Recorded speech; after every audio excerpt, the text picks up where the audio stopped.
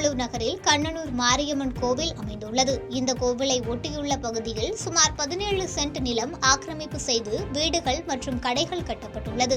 இந்த நிலையில் கோவில் நிலம் மற்றும் அரசு நிலத்தை அளவீடு செய்து மீட்க கோரிக்கை விடுக்கப்பட்டது.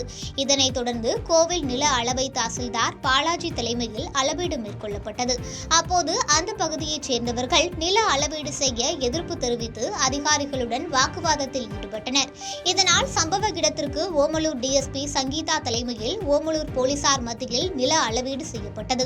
பெரும் மோதல் ஏற்படும் சூழலை போலீசார் தடுத்து சுமூகமாக நில அளவீட்டை செய்து முடித்தனர்.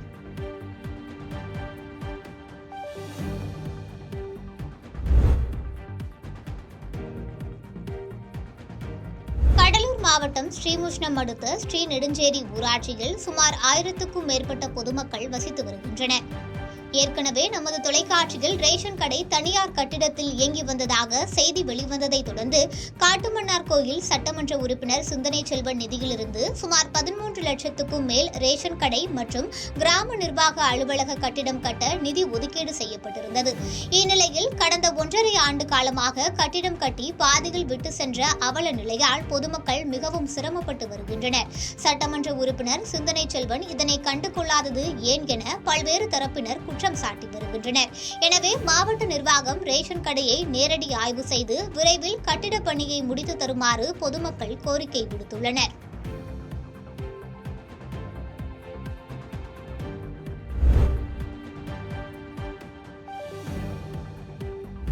புதுக்கோட்டை மாவட்டம் தமிழ் வளர்ச்சித்துறை சார்பில் தமிழ் ஆட்சி மொழி வார விழாவை முன்னிட்டு புதுக்கோட்டையில் விழிப்புணர்வு பேரணி நடைபெற்றது.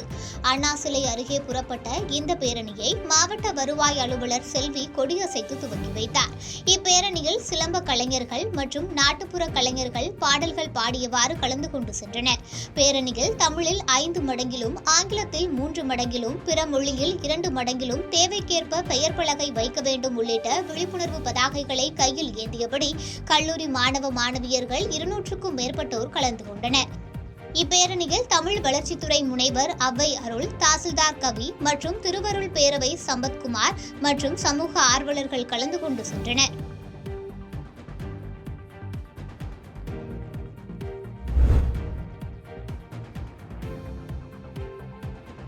கரூர் மாவட்டம் திருவள்ளூர் மைதானத்தில் தமிழ்நாடு ஊரக வாழ்வாதார இயக்கம் சார்பாக பாலியல் வன்முறைக்கு எதிரான பிரச்சாரத்தை கரூர் மாவட்ட ஆட்சித்தலைவர் தங்கவேல் தொடங்கி வைத்தார்.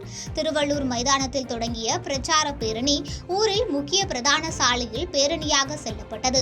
பெண்களுக்கு குழந்தைகளுக்கு எதிரான வன்முறை பதாகைகளை ஏந்தி சுமார் 100க்கும் மேற்பட்டோர் இதில் கலந்து கொண்டு பேரணியாக சென்றனர். மேலும் பேரணியில் உதவி திட்ட இயக்குநர் அருண்குமார், திட்ட இயக்குநர் பொறுப்பு தேன்மொழி மற்றும் அரசு அலுவலர்கள் திரளாக கலந்து கொண்டனர்.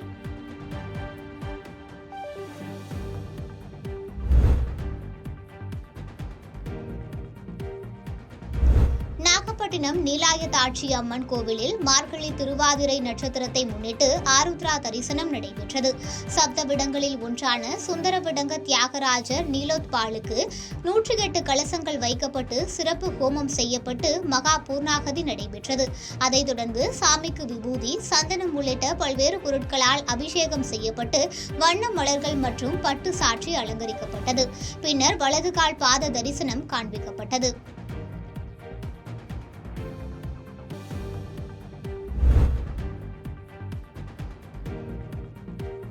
தமிழ்நாட்டில் இந்துக்கள் பண்டிகைகளில் திருவாதிரை நோன்பு திருவாதிரை நட்சத்திரங்களோடு கூடிய நிறைமதி நாளில் உபவாசம் இருந்து நோர்க்கும் ஒரு நோன்பாகும்.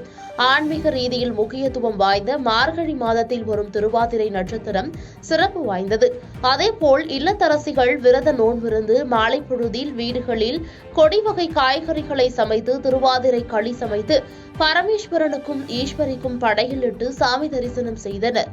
இதில் வரும் சுமங்கலி பெண்களுக்கு மஞ்சள், தாலி மஞ்சள் கயிறுகள், வளையல் போன்ற மங்கள பொருட்கள் வழங்கி ஒருவருக்கொருவர் மாங்கல்யத்தில் குங்குமம் விட்டு ஆசீர்வாதம் செய்து கொண்டனர் என்று குறிப்பிடத்தக்கது.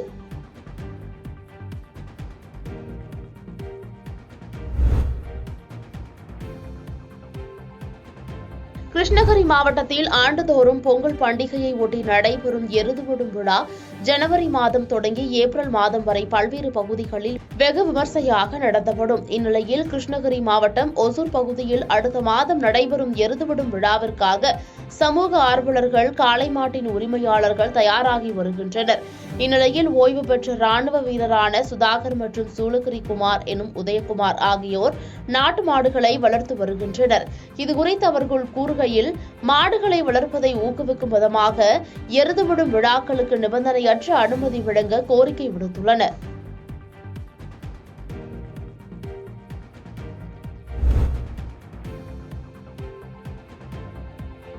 சென்னை புறநகர் பகுதியான ஆவடி அடுத்த SA இன்ஜினியரிங் கல்லூரி வளாகத்தில் ஆசிரியர்கள் உயர்கல்வி பயில்வதும் மற்றும் பொறியியல், கணினி அறிவியல், செயற்கை நுண்ணறிவு போன்ற பிரிவுகளை பற்றி கருத்தரங்கு நடைபெற்றது.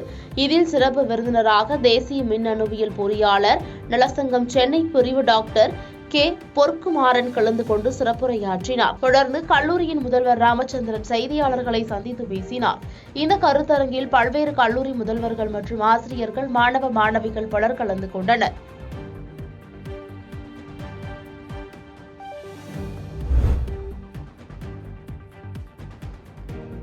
திருப்பூர் மாவட்டம் அவிநாசி அருகே உள்ள படங்கரை சுரும்பார் பூங்குழலி அம்மன் உடன்மார் பொன் சோழீஸ்வரர் திருக்கோயிலில் ஆருத்ரா தரிசனம் வெகு விமர்சையாக நடைபெற்றது.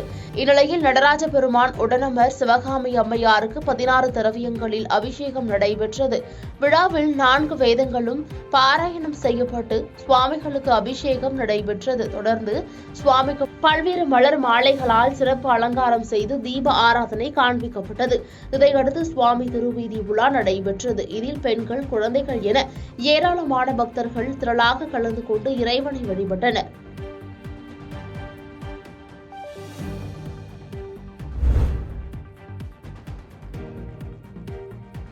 ராணிப்பேட்டை மாவட்டம் வாலஜாபேட்டை ட்ரங்க் ரோட்டில் அமைந்துள்ள அருள்மிகு ஸ்ரீ காசி விசாலாட்சி சமேத காசி விஸ்வநாதர் ஆலயத்தில் மார்கழி மாத ஆருத்ரா தரிசன விழாவை முன்னிட்டு உற்சவர் ஆனந்த நடராஜர் சிவகாமி அம்பிகை சுவாமிகளுக்கு 100 வகையிலான வாசனை திரவியங்களை கொண்டு சிவாச்சாரியார்கள் வேத மந்திரங்கள் முழங்கியவாறு சிறப்பு ருத்ர அபிஷேகம் செய்து சோட உபச்சாரங்கள் செய்யப்பட்டு பஞ்சலோக மகா தீப ஆராதனை காண்பிக்கப்பட்டது. தொடர்ந்து சிறப்பு அலங்காரத்துடன் ஆனந்த நடராஜர், முத்து அங்கீக ராஜா அலங்காரத்துடன் சோட மகா தீப ஆராதனை மற்றும் ராஜ உபச்சாரங்கள், மகா ஆருத்ரா தரிசனம் நடைபெற்று முக்கிய வீதிகளின் வழியாக வான வேடிக்கையுடன் கூடியிருந்த பக்தர்கள் அனைவரும் ரதத்தில் அமர்ந்தபடி காட்சியளித்த சுவாமியை இழுத்துச் சென்று சிறப்பு வழிபாட்டில் ஈடுபட்டனர். தொடர்ந்து நடைபெற்ற ஆருத்ரா தரிசன விழாவில் 1000க்கும் மேற்பட்ட பக்தர்கள் கலந்து கொண்டு வழிபட்டனர்.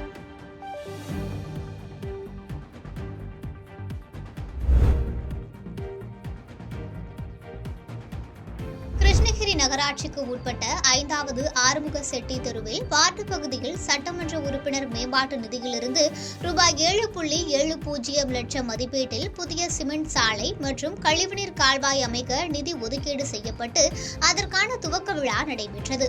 நகர அதிமுக செயலாளர் கேசவன் தலைமையில் நடைபெற்ற இந்த விழாவிற்கு சிறப்பு அழைப்பாளராக கிருஷ்ணகிரி சட்டமன்ற உறுப்பினர் அசோக்குமார் கலந்து கொண்டு பூமி பூஜை செய்து பணியை துவக்கி வைத்தார்.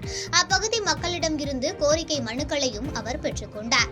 மேலும் இந்த நிகழ்ச்சியின் போது கிருஷ்ணகிரி கிழக்கு ஒன்றிய செயலாளர் கன்னியப்பன், கிருஷ்ணகிரி நகர துணை செயலாளர் குரு உள்பட பலர் கலந்து கொண்டனர்.